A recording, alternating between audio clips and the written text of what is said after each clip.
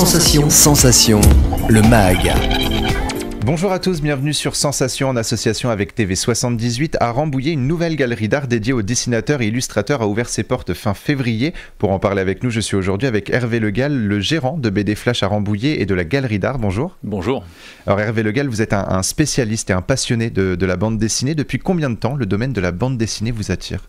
J'ai 55 ans et j'ai commencé à collectionner, j'avais 16 ans. J'ai acheté mon premier tirage de mes premières BD à 10-12 ans. J'en ai acheté beaucoup après. Et ensuite, j'ai commencé dès l'âge de 15-16 ans, 17 ans, à acheter des lithographies, des tirages de luxe dans des librairies spécialisées. Je me suis passionné par ça. Et au fur et à mesure du temps, je suis devenu de plus en plus passionné. J'allais dans toutes les librairies un peu spécialisées de Paris. C'est là où il y avait tout ce qu'il fallait. C'est sûr qu'il fallait beaucoup tourner dans le métro pour arriver à trouver tout le monde, parce que tout était étalé sur la région parisienne. Et un jour, j'ai rencontré, lors d'une dédicace à Montparnasse, dans une Fnac, un dessinateur de bande dessinée qui s'appelait Arnaud. Et il montrait aux gens des œuvres, des planches originales qu'il faisait, d'où étaient tirées de ces bandes dessinées. Et j'ai découvert les planches originales. Il a dit « Ah je les vends ». Je me suis dit « Tiens, combien ça vaut ?» Et c'était à l'époque 700 francs, il y a 35 ans. Ce qui représentait déjà une grosse somme. Pour moi qui avait 200 francs d'argent de poche par mois. Et j'en ai acheté une. Et ensuite, de fil en aiguille, je l'ai revu, j'en ai acheté plusieurs. J'avais pas les moyens de m'acheter des planches, donc je travaillais tous les étés pour me faire de l'argent. Tout cet argent est parti dans les planches originales. Malgré cela, avec 5-6 000 francs sur un été, c'était difficile. Donc j'ai commencé à acheter et à revendre, à prendre contact avec des collectionneurs. Et j'achetais 5 planches, j'en vendais 3, j'en gardais 2 pour ma collection, puis j'en achetais 7, j'en gardais 3 pour ma collection. Et de fil en aiguille, j'ai fait ça avec d'autres artistes, d'autres auteurs. Je suis devenu en même temps collectionneur et un genre de marchand amateur en chambre, en même temps que je passais mon BTS. Et vous avez également ouvert la librairie BD Flash à Rambouillet. Depuis combien de temps existe votre librairie ? Alors j'ai créé la société en 97 aux Essarts-le-Roi, c'était un petit vidéoclub où on faisait un peu de livres d'occasion. Au fur et à mesure du temps, on a fait du livre neuf, de la bande dessinée neuve. Et ensuite, en 2002, j'ai déménagé à Rambouillet, où là, vraiment la vraie librairie telle qu'on la connaît actuellement s'est développée. Et que peut-on trouver justement au sein de votre librairie ? Tout ce qu'on trouve dans une librairie BD classique, aussi bien de la BD franco-belge, de la BD américaine, du manga, de la BD indépendante, donc toute la BD au même temps un peu commerciale, en même temps très pointue. Est-ce qu'il y a aussi des petites, en général les personnes aiment bien faire la collection des petites statues, des petites figurines comme Tintin par exemple qui est très connu, très réputé. Est-ce que ça aussi vous êtes en mesure de les proposer ? Alors on en a fait pendant des années, mais moi le franco-belge classique en termes de statues m'intéressait moyennement. Je m'intéressais plutôt à la partie des statues qui étaient faites soit aux États-Unis soit au Japon, parce que je trouvais qu'elles avaient une qualité graphique qui était plus sympa. C'est plus impressionnant. J'en ai vendu pendant une dizaine d'années. Ensuite, vu que je commençais à développer la partie vente d'originaux, c'était compliqué de faire les deux en même temps, en termes de temps de travail. Les statuts étaient assez chronophages, avec des commandes à l'export, etc. Et donc, j'ai laissé tomber ça dans les années 2011-2012. J'ai arrêté de vendre et d'acheter ces pièces qu'on achetait à l'export. Et en 2014, j'ai rencontré, lors de mes vacances, un sculpteur dont je connaissais déjà le travail depuis une quinzaine d'années. On a eu un coup de foudre artistique et amical tous les deux, et on a monté une activité de création de statues d'art dans la bande dessinée. Lui-même était déjà un sculpteur et un artisan d'art parce qu'il a les deux casquettes. Très très costaud on va dire, et il lui manquait plus qu'un développement commercial. On s'est associés et actuellement ce que l'on propose en termes de statues, c'est le haut de gamme dans ce qui se trouve en France, voire même en Europe, avec des pièces qui sont quand même autour de 2 000 à 3 000 euros. On achète des licences, on produit les statues et on les commercialise nous-mêmes. Et votre objectif, c'est donc de proposer aux clients et aux clientes des pièces uniques, des pièces de collection ? Tout à fait. C'est-à-dire, en clair, je vends ce que j'aime. C'est l'immense avantage.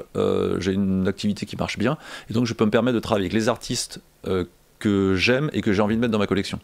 Donc s'il y a toujours ce côté où si j'ai pas un rapport et un coup de cœur avec un artiste, ça soit un coup de cœur artistique sur son travail, il faut vraiment qu'il m'impressionne, parce que évidemment vu que je collectionne depuis 35 ans, j'ai eu beaucoup de choses dans ma collection, du Bilal, du Moebius, du Uderzo, en américain du Frank Miller, du Bolland, donc vous voyez des grands artistes.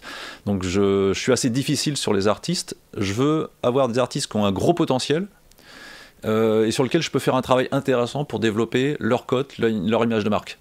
Donc il faut que ça soit vraiment le côté fun. S'il n'y a pas un côté relation avec l'artiste, relation avec son travail, et que moi j'ai la possibilité de faire quelque chose pour lui apporter un plus.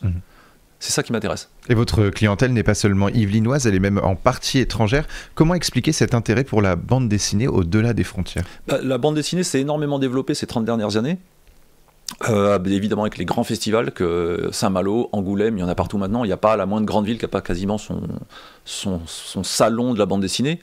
Il y a des expositions un peu partout. Beaucoup de libraires sont devenus aussi quelquefois des galeristes où exposent de temps en temps des œuvres. Et puis il y a quelques grandes galeries qui sont créées ces 30 dernières années, dont une des plus grandes qui est la galerie Maguen à Paris, qui est très réputée, qui a fait énormément pour l'image de marque de la bande dessinée. Évidemment il y en a d'autres de très très bonnes. C'est un monde assez riche et assez fourni où beaucoup de galeries font du travail différent avec différents artistes à différents niveaux. Donc un collectionneur de bande dessinée maintenant a un choix très important en termes d'opportunités de collection. Et si vous êtes invité aujourd'hui, c'est également pour parler de la nouvelle galerie d'art qui a ouvert donc fin février. C'est finalement une extension de votre travail. Quelles sont les ambitions autour de cette galerie d'art ? Disons qu'on vendait déjà les œuvres d'une dizaine d'artistes avec qui l'on travaille depuis 3 ans, 5 ans, 6 ans, voire certains 10, 15 ans. Et c'était surtout pour le proposer. On a des artistes qui montent, et qu'on a fait monter et qui montent par eux-mêmes aussi. Et le but, c'était de proposer à nos artistes un nouveau lieu pour mettre beaucoup plus en valeur leur travail. Donc là, un espace de 55, presque 60 mètres carrés, entièrement dédié aux peintures, aux planches originales et aux sculptures de Samuel Boulextex.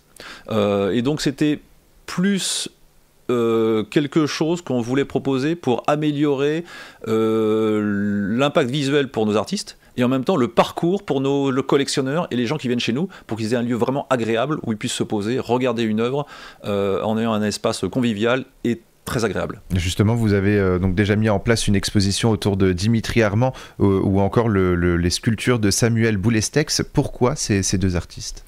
Parce que ce sont des artistes avec lesquels je travaille maintenant depuis tous les deux 2014. C'est rigolo parce que je les ai rencontrés à la même époque, sur la même année. Et c'est un travail continu, c'est-à-dire que je ne cherche pas à recruter beaucoup de galeries de bande dessinée, ont énormément d'artistes. Quand on voit leur site internet, c'est souvent 50, 100, 200, 300 auteurs de BD. Moi, je bosse avec une petite dizaine d'artistes que je pousse bien, je travaille, sur lequel je fais un travail de fond. Et vu que la librairie, je fais aussi de l'édition d'art, nous sommes dans notre librairie le premier spécialiste du tirage de luxe en Europe, donc sur des livres qui sont plutôt entre 150 et 250 euros, des éditions limitées, magnifiées de la bande dessinée. Et toutes ces différentes activités prennent beaucoup de temps. Donc le fait de n'avoir qu'une dizaine d'artistes permet de faire un travail très pointu sur chacun d'entre eux et un travail personnalisé. Au-delà, ça deviendrait du travail à la chaîne et il y aurait plus ce côté où je peux rencontrer chaque collectionneur, lui montrer des œuvres d'artistes. Voilà, il y a un travail de fond qui pour moi ne serait pas possible s'il y avait plus d'artistes. Et quels sont justement vos futurs projets autour de la galerie et vos ambitions en termes d'exposition et d'événements ? Là, on a actuellement une nouvelle exposition avec Benoît Delac autour de sa série Nottingham, une série qui reprend le mythe de Robin des Bois totalement remanié. C'est sorti en 3 tomes chez le Lombard, ça a très bien marché, c'est une vente à près de 20 000 exemplaires. C'est un artiste entre guillemets jeune, il a une petite quarantaine d'années.